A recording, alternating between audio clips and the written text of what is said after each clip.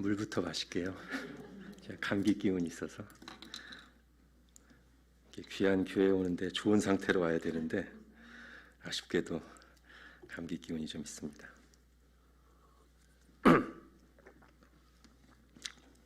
한샘교회 로비까지는 몇 번 와봤습니다. 이렇게 노회에서 어떤 일들이 있을 때 사용하도록 내주셔서 재판하러도 오고 모임하러도 오고 왔는데 예배하러 온 건 처음인 것 같아요. 예배하러 오니까 너무 좋습니다. 오늘 같이 말씀을 나눌 수 있는 기회를 주신 하나님께, 그리고 한샘교회 당회와 교우 여러분들께 감사드립니다. 제가 원래 목소리가 좋은데 오늘 감기 때문에 조금 안 좋습니다. 약할 때 강함 주시는 우리 주님께서 오늘 부족한 질그릇을 통해서 말씀하시고 영광 받으시기를 바랍니다. 그리스도인은 건전한 일반 지식과 원리를 받아들이고 실천하는 사람들입니다. 정직, 성실, 의학, 과학, 일반 학문적 성취들에서 건전한 것들을 인정하고 받아들이고 실천합니다. 모든 진리는 하나님의 진리다 라는 말을 우리가 그런 의미로 이해하죠. 성경은 물론이고 이 세상도 하나님이 만드시고 거기에 질서를 부여하시고 실제로 지금 다스리고 계시기 때문에 우리가 일반 학문과 상식의 영역에서 바르게 탐구하고 발견하여 정리한 건전한 지식과 원리들은 본래 하나님의 것이다. 하나님으로부터 온 것인데 하나님의 일반은 족속에서 우리가 그것을 발견해낸 것이고 적용하고 있는 것이니 하나님의 통치를 믿는 신자들은 거듭 말씀드리지만 건전한 일반 지식과 원리를 받아들입니다. 같은 이유로, 즉 모든 것이 하나님으로부터 왔고 하나님이 지금 실제 다스리고 계신다는 그 같은 이유로 우리에게는 더 중요한, 말하자면 상위 원리가 있죠. 우리가 하는 일의 성패, 더 나아가 우리 인생의 성패를 결정짓는 더 중요한 가치와 원리가 있다는 뜻입니다. 그게 뭘까요? 하나님과의 관계입니다. 실천적으로 표현하면 하나님을 대하는 자세입니다. 여로보암이라는 왕이 있죠. 그 왕의 이름으로 만들어진 길도 있죠. 여로보암의 길이라고. 우리가 절대로 가서는 안 될 길인데 여로보암의 길이 어떤 길입니까? 여러 가지 구체적인 상황들은 다 아실 테니까 제가 빼고 본질만 얘기하면 여로보암의 길이란 하나님보다 하나님이 주신 좋은 것들을 더 크게 보고 사랑하는 것입니다. 그래서 하나님이 주신 좋은 것들을 지키려고 하다가 정작 그 좋은 것들을 주신 하나님을 멀리하고 등지고 배신하면서 가는 길이 여로보암의 길입니다.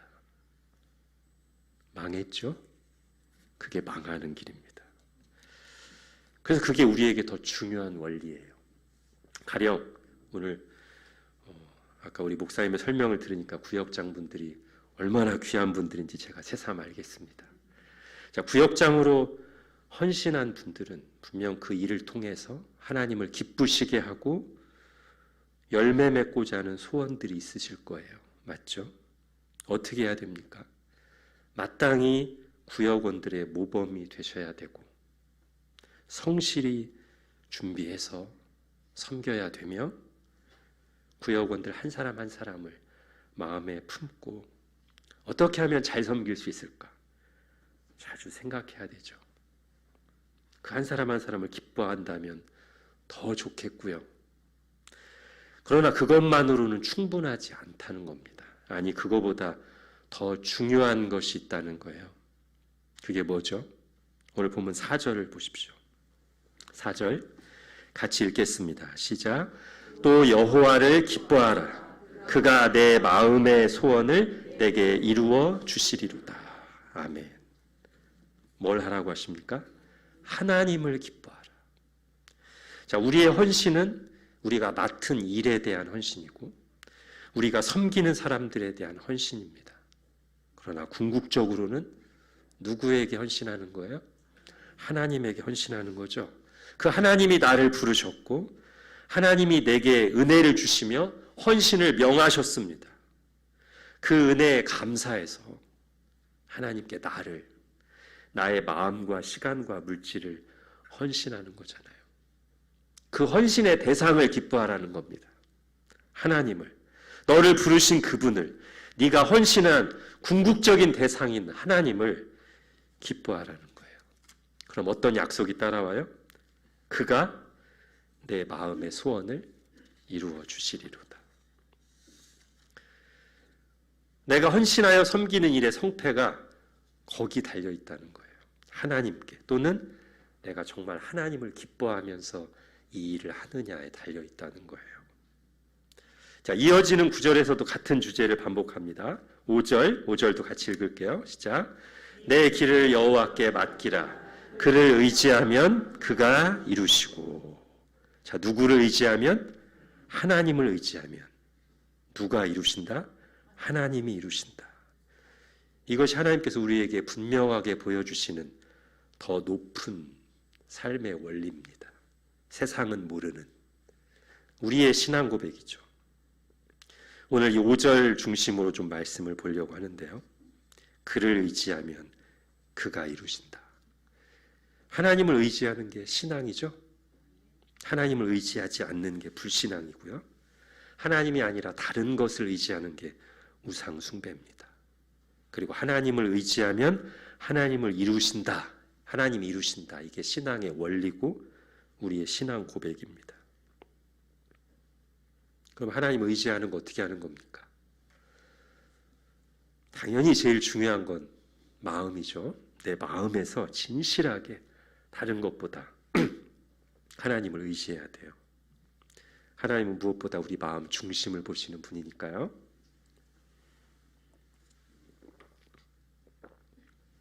그런데 또한 성경이 분명하게 가르치는 것은 마음에 가득한 것은 입으로 나오게 되어 있고 우리 마음속에 보이지 않는 신앙은 반드시 행함을 통해서 밖으로 드러나야 된다고 말씀하십니다.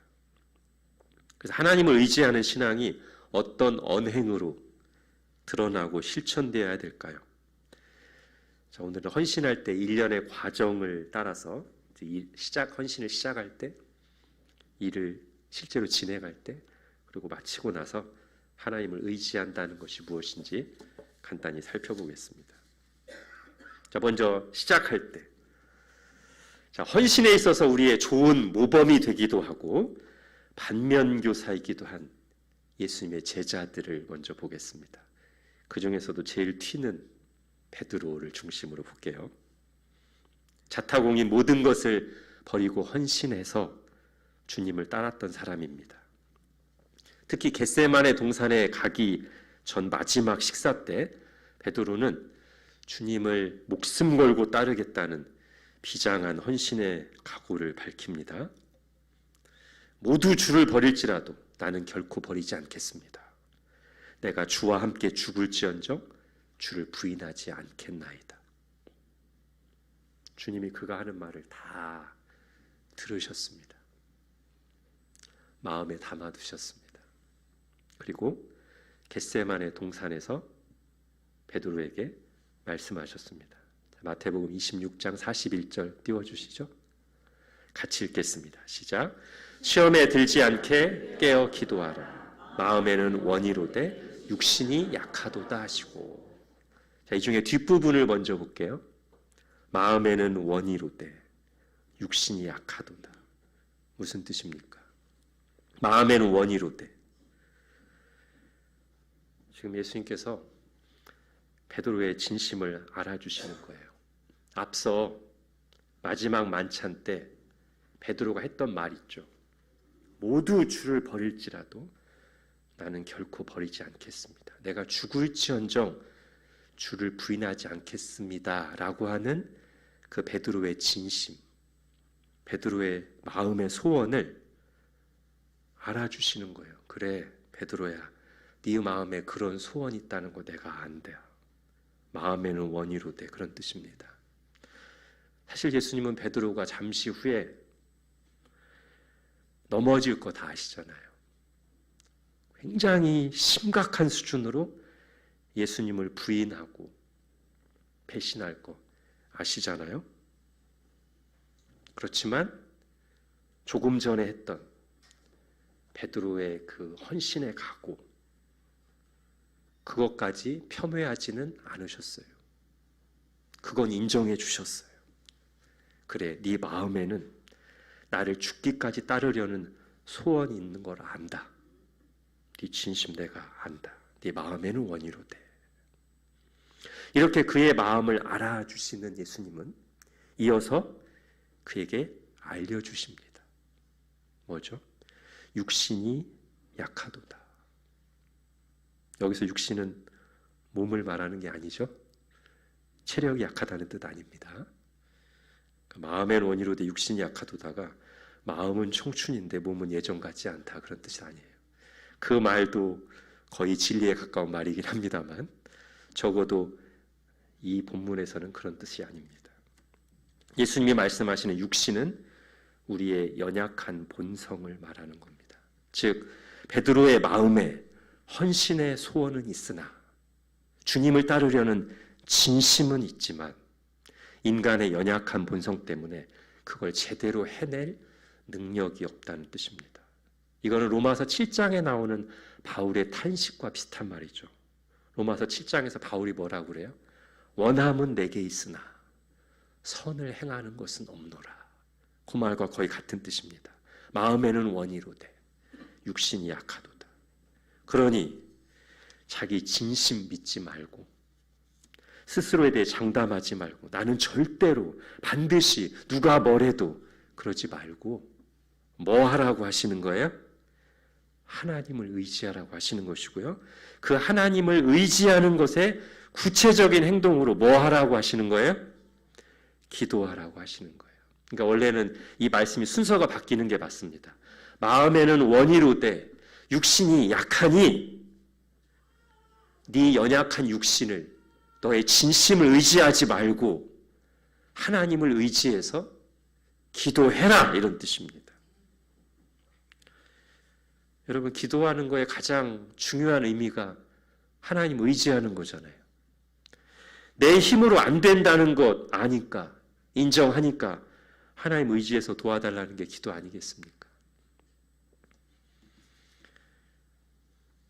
구역장을 하신다는 건 헌신하신 거예요. 그죠? 교회의 필요 때문에 자원해서 헌신한 게 아니라 헌신 당한 분도 계실지 모르겠지만 아까 목사님 말씀 들어보니까 그런 분 없을 것 같아요. 여기는. 그런데 어떻게 시작했든지 하나님을 위해서, 교회를 위해서 잘 해보려는 마음은 같으실 겁니다. 그런 우리의 마음을 주님이 알아주신다는 거예요. 그러면서 뭘 알려주신다? 우리의 연약함을 알려주신다. 여러분, 어느 정도로 나의 연약함을 깨닫고 주님의 은혜와 도우심을 구하며 기도하십니까? 객관식으로 할게요. 1번, 하나님, 제가 열심히 해볼 테니 조금만 도와주세요. 밀어주세요. 1번. 2번, 하나님이 함께하지 않으시면 저는 아무것도 아닙니다. 도와주세요. 3번, 주님이 함께하지 않으시면 저는 아무것도 아닐 뿐 아니라 넘어지고 잘못된 길로 갈 수밖에 없는 죄인입니다. 네, 2번이 빨리 나올 줄 알았더니 아주 신중하십니다. 그렇죠. 객관식은 끝까지 들어야 됩니다. 사실 2번도 틀린 건 아니에요. 그죠? 그러나 제가 우리의 연약함의 깊이를 조금 더 분명하게 표현하기 위해서 3번까지 했습니다. 그리고 실제로 베드로는 예수님이 그 연약함을 일깨워 주셨지만 귀담아 듣지 않았던 베드로는 실제로 어디까지 갔어요? 3번까지 갔어요. 3번 예수님을 부인할 거라고 말씀하셨는데 실제 상황에서는 3번 예수님을 부인할 뿐 아니라 3번째에는 맹세의 저주까지 곁들여서 부인했습니다. 아마 추측하면 이런 거겠죠. 내가 맹세컨대 예수님의 제자가 맞다면 하나님께 저주를 받을지어다. 이렇게까지 갔다는 거예요, 베드로가. 그리고는 자신의 그 형편없는 모습을 보고는 나가서 통곡했습니다. 자, 예수님을 따르기 위해서 실제로 모든 것을 버리는 헌신을 했고 3년여간 누구보다도 앞장서서 열심내어 주님을 따랐으며 불과 몇 시간 전에 목숨을 걸겠다고 다짐한 베드로가 이렇게까지 넘어질 줄을 예수님 말고 누가 알았겠습니까? 주변 사람들도 놀랐을 거고 베드로 자신도 이게 난가? 여러분, 우리가 베드로보다 나은 사람일까요? 여전히 그래도 베드로만큼은 아니죠. 이렇게 스스로를 장담하시는 분이 계시다면 오늘 말씀을 진지하게 들으셔야 됩니다. 돌이키셔야 됩니다. 주님이 하시는 말씀입니다. 마음은 원이로 돼 육신이 약하도다.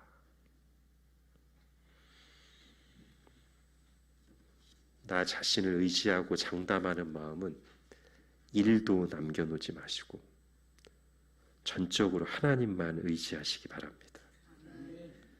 그리고 그 하나님을 의지하는 모습은 오늘 주님의 말씀을 따라서 반드시 뭘로 나타나야 돼요? 기도로 나타나야 돼요. 일을 시작하실 때 항상 기도로 시작하셔야 됩니다. 내 힘으로 하는 게 아니니까요. 자, 두 번째, 하나님을 의지하며 기도로 시작했다면 첫 단추를 잘 끼운 거죠. 시작이 반입니다. 이제부터는 실제로 일을 할 때 하나님을 계속 의지해서 일을 해야 될 텐데 어떻게 하는 게 하나님 의지해서 일하는 걸까요? 오늘 본문의 5절에 뒷부분에서 그를 의지하면이라고 하면서 그 앞에 부분을 보십시오. 뭐라고 돼 있죠? 내 길을 여호와께 맡기라. 맡기는 게 어떻게 하는 거예요? 아니, 맡기면 누구 뜻대로 하는 겁니까? 운전대를 맡겼으면 운전자 마음대로 하는 거죠. 나만 믿어, 나한테 다 맡겨 라고 할 때 오케이 라고 내가 응답했다면 그 다음부터 내가 믿고 맡긴 사람이 하자는 대로 하는 거예요. 그죠? 전적으로 하나님 맡기고 의지한다고 해놓고는 하나님 뜻이 아니라 자기 생각대로 하면 그거는 의지하는 게 아닙니다. 하나님 의지하는 게 아니라 자기 생각, 경험, 세상 방식을 의지하는 거죠. 그러므로 하나님을 의지한다는 것의 동의어는 하나님께 순종한다는 것입니다. 1절부터 3절에서 말하는 게 그거예요. 악을 행하는 자들을 보면서 불평하고 그러다가 따라하고, 그러니까 다른 사람 반칙 쓰니까 또는 그렇게 반칙 써서 잘 되는 것 같으니까 힘들어하다가 나도 그렇게 가는 게 아니라 3절에 뭐라고 합니까? 여호와를 의뢰하고 선을 행하라. 다른 사람 반칙 써서 잘 되든 말든 너는 하나님을 의지하고 선을 행하라. 즉 하나님 말씀대로 하라는 거예요. 여러분, 하나님이 기드온을 부르실 때 기드온이 해야 할 일도 가르쳐 주시고 작전도 주셨습니다. 처음 기드온이 해야 되는 일부터가 목숨을 거는 일이었죠. 뭐죠? 집 안에 있는 우상을 바알과 아세라 목상을 제거하는 겁니다. 이게 너무 위험한 일이기 때문에 어떤 반응이 나올 수 있어요? 그건 안 하면 안 될까요?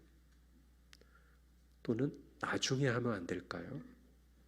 안 됩니다.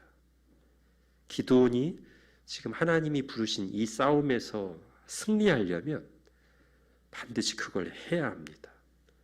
즉 순종해야 됩니다. 내가 곤란하다고 두렵다고 생략하거나 미룰 수 없습니다.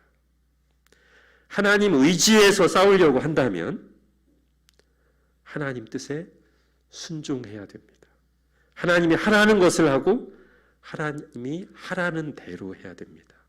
자, 밤에 몰래 하긴 했지만 기도는 어쨌든 순종했습니다. 그죠?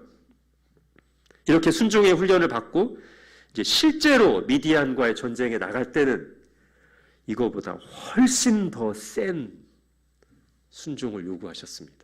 10만 명이 넘는 적군과 싸우러 나가는데 고작 300명 데리고 나가라고 하시죠? 계산이 안 나옵니다. 그런데 그게 이번 싸움에서 하나님이 내리신 명령이고 작전이고 이번 싸움에서 승리할 하나님의 방법입니다. 얼마나 두려운지 기드온이 2번이나 하나님께 사인을 구했습니다. 그 뒤에 여전히 두려워하는 기드온의 마음을 아시고 하나님이 직접 사인 하나를 더 주시죠? 사사기에서 기드온을 어느 정도 겁쟁이 모드로 묘사하고 있긴 합니다만 우리는 기드온을 함부로 겁쟁이라고 하면 안 됩니다. 그는 순종의 사람입니다. 게다가 그가 했던 순종들은 하나같이 목숨을 건 순종이었습니다.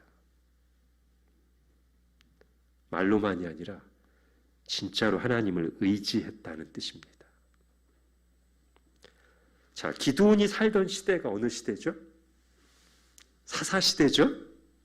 그 사사시대가 망가진 이유, 사사시대 하나님의 백성들이 실패한 이유가 뭐죠?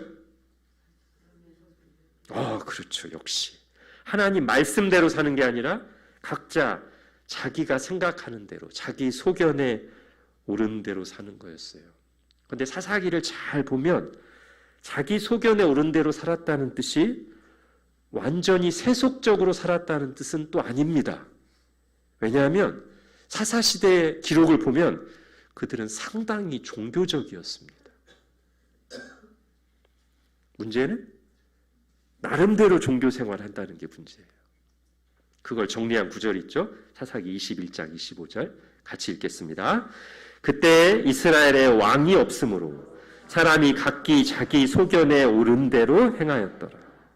이 말씀에 의하면 사사시대를 종식시킬 해법으로 제시된 것은 왕의 출현입니다.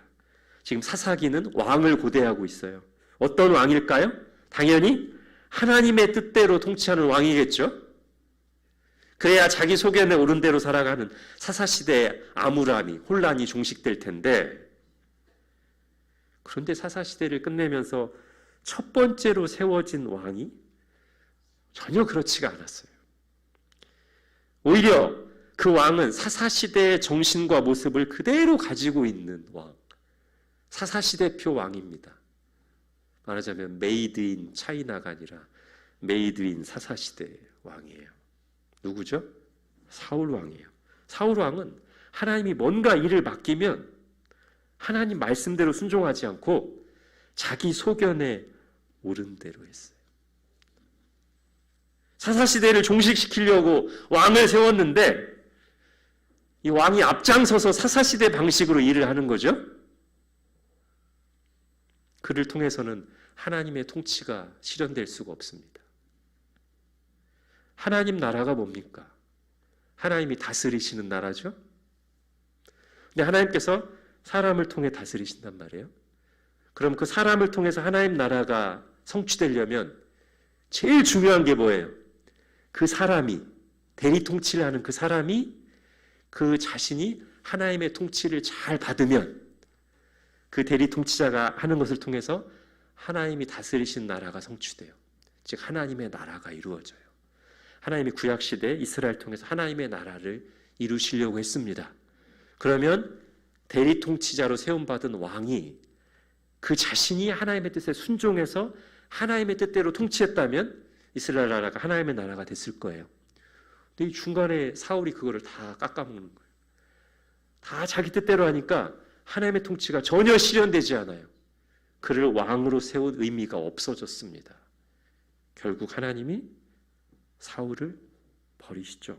버리시면서 하는 그 유명한 말씀이 있습니다. 사사기 15장 22, 23절 같이 읽겠습니다. 시작. 사무엘이 이르되 여호와께서 번제와 다른 제사를 그의 목소리를 청종하는 것을 좋아하심같이 좋아하시겠나이까. 순종이 제사보다 낫고 듣는 것이 수량의 기름보다 나으니 이는 거역하는 것은 점치는 죄와 같고 완고한 것은 사신 우상에게 절하는 죄와 같음이라. 왕이 여호와의 말씀을 버렸으므로 여호와께서도 왕을 버려 왕이 되지 못하게 하셨나이다 하니. 그래서 사울은 불순종의 대명사로 불립니다. 근데 이 사울이 불순종하면서 내세운 핑계들을 보면 두 번의 불순종이 있었잖아요. 한 번은 하지 말아야 될 것을 한 불순종, 한 번은 해야 될 것을 안 한 불순종인데 핑계는 똑같아요. 뭘 핑계대죠? 하나님께 제사 드리는 걸 핑계대요. 오늘날로 하면 예배를 핑계대는데 여기서도 또 사사기와 똑같아요. 아까 제가 사사시대 사람들이 자기 소견에 오른 대로 하는데 상당히 종교적이라고 했잖아요. 사사시대표 왕, 메이드인 사사시대 왕인 이 사울도 똑같습니다. 나름 종교적입니다. 그런데 신앙적이진 않습니다. 자, 앞에서 제가 신앙이 뭐라고 했죠? 하나님을 의지하는 게 신앙이라고 했죠. 예, 지금 사울은 상당히 종교적인 언행을 하고 있어요. 그러나 실제로는 하나님을 의지하지 않았습니다. 즉 종교적이지만 신앙적이지 않았어요. 그렇게 종교적인데 신앙적이지 않은 사울의 그 내면의 문제가 실제로 어떤 일을 맡아서 일할 때 어떤 모습으로 구체화돼서 나타난다고요? 불순종으로 나타난다고요.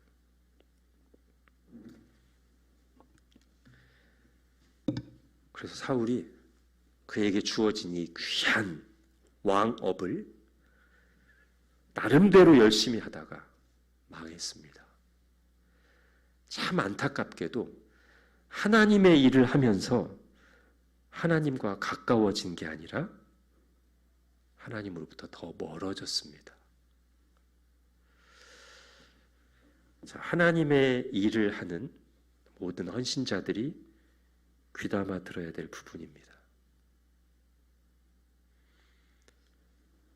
일 때문에 바빠서 하나님의 말씀을 듣는 자리에 없거나 아니면 말씀 듣는 자리에 있으면서도 말씀에 집중하지 못하고 해야 할 일들을 생각하느라 분주하다면 그 헌신은 잘못된 곳으로 가기 쉽습니다. 그러면 보통 마르다처럼 되거나, 마르다처럼 된다는 건 뭐예요? 분주하게 섬기다가 짜증 폭발하는 거예요. 심지어 예수님한테까지 짜증 냈습니다. 요거는 그나마 양호한 거고요. 더 심하면 누구처럼 돼요? 방금 살펴본 사울처럼 됩니다. 시험 들고 하나님과 멀어집니다. 자, 구역장으로 섬기는 건 하나님의 일입니다. 하나님께서 일을 맡기셨으니 감사할 일이에요. 그죠? 그런데 사울의 경우를 통해서 보듯이 하나님의 일을 한다고 해서 항상 하나님과 더 가까워진다는 보장은 없습니다. 아까 제가 여로보암도 예를 들었습니다만 하나님이 주신 좋은 것들이 그것이 일이든 소유든 어떤 자리든 건강이든 그 자체로 꼭 우리에게 복이 되지는 좋은 결과를 가져오지는 않는단 말이에요. 하나님이 주신 좋은 선물 때문에 또는 하나님께서 내게 맡기신 그 귀한 일 때문에 하나님과 가까워질 수도 있고 사울처럼 하나님과 멀어질 수도 있습니다. 네, 그거를 결정하는 중요한 시금석이 뭐예요? 순종이에요. 종교적으로 말고 신앙적으로 자기 소견에 오른 대로 나름대로의 열심을 하다 보면 교회의 덕도 되지 않을 뿐더러 결국 나중에 하나님으로부터도 멀어지고 싶습니다. 그러나 지금 내가 고뇌할지라도 어떻게 하든지 하나님 말씀대로 순종하며 살려다 보면 그걸 통해서 더 하나님과 가까워지고 하나님을 알아가게 되는 복을 누리게 됩니다. 자, 이제 마지막입니다. 하나님을 의지하며 기도로 시작하고 순종으로 진행했다면 마무리도 하나님을 의지하는 것으로 끝내야 되겠죠. 안타깝게도 열심히 잘 해놓고 마지막에 마무리를 잘못해서 은혜 다 쏟아버리거나 심지어 안 하느니만 못하게 되는 경우들을 봅니다. 자, 오늘 5절에 그를 의지하면 그가 이루시고, 그럼 그 뒤에 당연히 따라오는 게 뭐예요? 그를 의지해서 그가 이루셨으니까 그에게 감사와 영광을 돌려야 되죠. 그가 돼야 된다고요. 라임을 이렇게 맞춰야 돼요. 그런데 나가 되는 경우가 있어요. 그가 돼야 되는데 그나. 성경에서도 실제 현실에서도 잘 하는 것 같다가, 아니 실제로 잘 하다가 마지막에 교만해져서 망한, 추해진 많은 리더들, 일꾼들을 봅니다. 대표적으로 솔로몬 왕이죠. 솔로몬이 처음에 어떻게 시작해요? 기브온 산당에서 1,000번제를 드렸을 때 기도로 하나님을 의지했습니다. 그죠? 오늘 첫 번째 단계를 잘했어요. 그 다음에 하나님의 말씀대로 성전을 건축하고 많은 위대한 일을 했습니다. 오늘 말씀한 두 번째 단계도 잘했어요. 그런데 여러 경험이 쌓이고 사람들에게 인정받고 그러다 보니 인생 후반에는 그로 시작했다가 마지막에 나가 돼요. 교만해져서 자기 영광을 구하고 우상 숭배합니다. 근데 이게 언제부터 그렇게 됐을까요? 여러분, 사람이 교만해지기 시작할 때 그의 마음과 언행에서 조금씩 이렇게 사라지는 것이 있습니다. 뭘까요? 감사가 사라집니다. 그리고 그 감사가 사라진 자리에 점점 이렇게 싹 트는 게 있어요. 자기 자랑과 자기 영광입니다. 보통은 말에서부터 징후가 나타나요. 주어가 바뀌기 시작해요. 하나님이 하다가 내가, 나 때는, 약간 영어식으로 라 때는 이렇게 바뀌기도 하고요. 로마서 1장에 보면 죄의 목록이 쭉 나와요. 우상 숭배에서부터 시작해서 동성애, 살인, 시기, 중상모략, 약속을 안 지키는 것까지 온갖 죄의 목록이 쭉 나오거든요. 근데 그 죄의 리스트에 맨 앞에 뭐가 나오죠?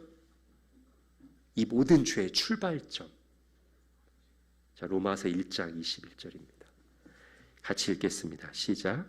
하나님을 알되 하나님을 영화롭게도 아니하며 감사하지도 아니하고 오히려 그 생각이 허망하여지며 미련한 마음이 어두워졌나니. 이게 딱 출발점이에요. 그 뒤에 우상숭배와 동성애와 모든 죄들이 나옵니다. 그리고 저는 바울이 이렇게 기록한 이유가 아마 구약 성경을 흐름을 잘 정리한 거라고 생각해요. 첫사람의 범죄, 아담과 하와의 범죄에서 딱 이걸 읽을 수 있습니다. 하와가 사탄하고 주고받는 대화가 있죠. 거기에 보면 그 하와의 말 속에서 감사가 사라졌다는 걸 포착할 수 있는 징후가 여러 개 있습니다. 예를 들면 이런 말이죠. 사탄이 하와에게 하나님 정말 동산 모든 나무 열매를 먹지 말라고 하시든 하와가 뭐라고 대답합니까? 동산나무 열매는 먹을 수 있지만 동산 중앙에 있는 나무는 먹지도 말고 만지지도 말라. 비슷해요, 그죠? 근데 중요한 두 단어가 빠졌고요. 한 단어가 추가됐습니다. 빠진 단어가 뭐죠? 원래 하나님은 동산 각종 나무의 실과를, 각종, 다른 말로 하면 모든 것을 그 다음에 임의로 먹을 수 있으라 했어요. 임의로, 다른 말로 하면 자유롭게, 마음껏, 이거잖아요. 이게 원래 하나님이 아담과 하와에게 주신 거예요. 하나님이 어떤 분이신가를 읽을 수 있는 대목이죠.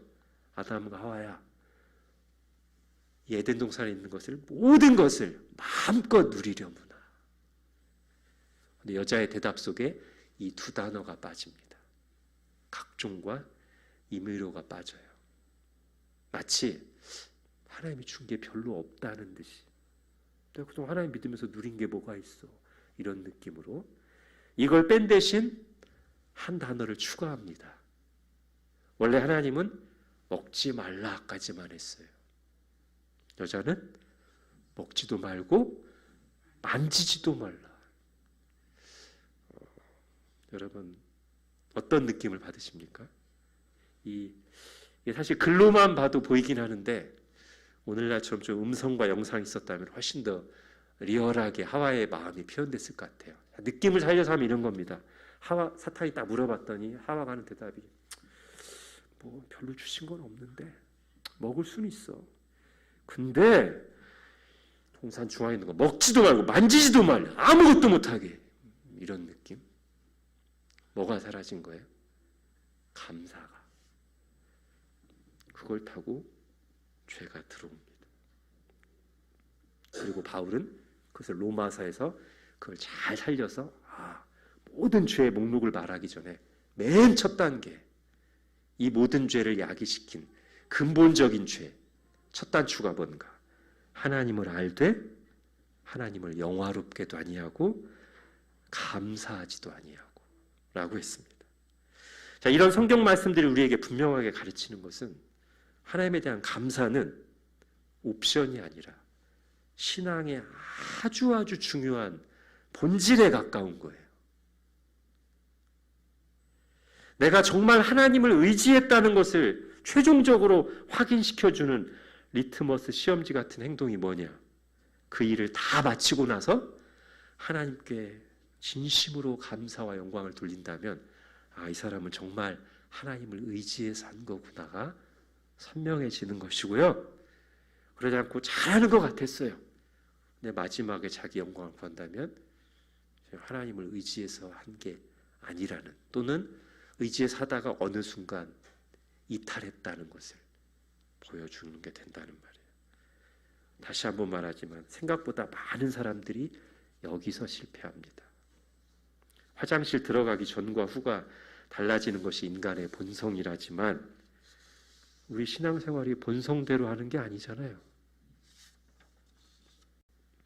만일 그 본성대로 살면서 자기가 급할 때는 하나님께 매달리고 간절히 기도하다가 지나고 나면 베푸신 은혜에 대해서 감사하지 않는 것이 습관이 되면 그의 말년은 솔로몬처럼 될 가능성이 있습니다.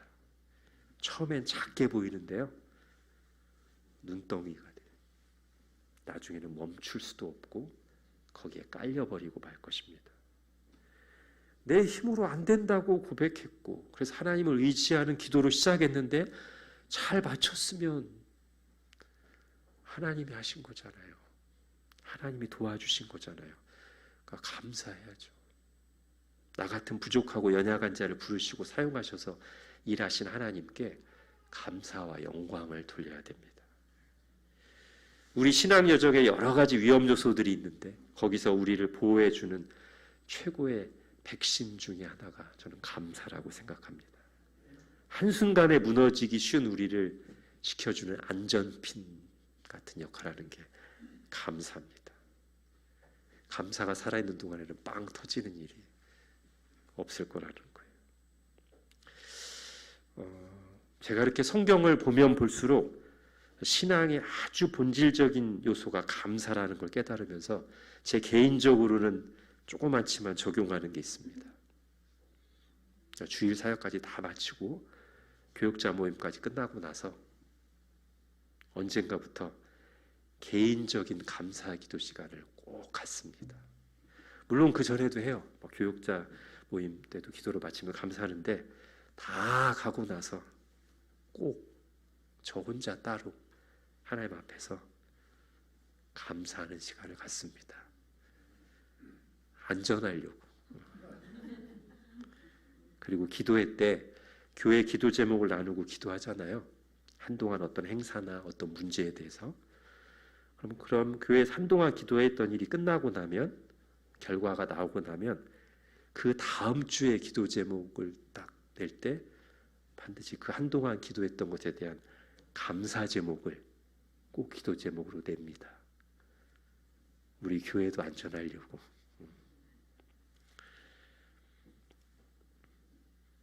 여러분도 그랬으면 좋겠습니다. 헌신해서 일을 하고 난 뒤에, 하나님의 은혜를 맛본 뒤에, 잘 마친 뒤에 하나님께 감사하는 것을 옵션이 아닌 필수로, 신앙의 본질로 알고 실천하시기를 바랍니다. 마무리하겠습니다. 하나님 의지하는 것이 신앙입니다. 마음 중심에서부터 하나님을 의지할 때 하나님의 귀한 약속이 있습니다. 그를 의지하면 그가 이루신다. 어떻게 하는 게 의지하는 것입니까? 기도로 시작하고 순종으로 진행하고 감사로 마무리하는 것입니다. 앞에 라임을 맞추자면 자기를 장담하지 말고 하나님께 기도로 의지하며 시작하고, 자기 소견에 오른 대로 나름대로 열심 내지 말고 하나님 말씀에 순종함으로 의지하고, 다 끝난 뒤에 자기 자랑과 자기 영광으로 받은 은혜 쏟아버리지 말고 하나님께 감사와 영광을 돌리는 것으로 마무리하라. 그렇게 하나님을 의지하여 드리는 헌신을 통해서, 우리 구역장님들을 통해서, 그리고 여기 또 다른 일들로 하나님께 헌신하고 섬기는 우리 귀한 형제 자매님들을 통해서 하나님이 큰 영광을 받으시고, 여러분은 그 모든 일 후에 하나님과 더 가까워지는, 하나님을 더 알게 되는 참된 복을 누리게 되시기를 간절히 바랍니다. 기도하겠습니다. 하나님, 주님이 부르셔서, 주님이 귀한 일을 맡기셔서 헌신을 다짐하는 이 시간에 다시 한번 우리가 가장 중요하게 붙들어야 될 신앙의 원리를 말씀을 통해 살펴보았습니다.